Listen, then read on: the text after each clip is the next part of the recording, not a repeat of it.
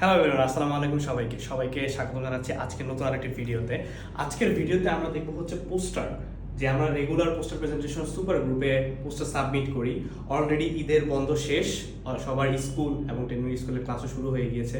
তার মানে কি আমাদের আবার পোস্টার বানাতে হবে, সাবমিট করতে হবে। কোথায় সাবমিট করি? পোস্টার প্রেজেন্টেশন সুপার গ্রুপে।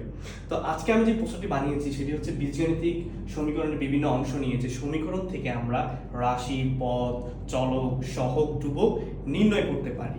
ঠিক আছে, তো চলো শুরু করি।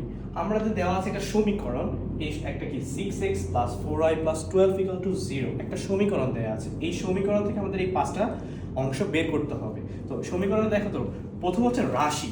রাশি হচ্ছে এই 0 থেকে বাম পাশে পুরোটাই হচ্ছে রাশি। দেখো 6x + 4y + 12। এরপরে হচ্ছে পদ।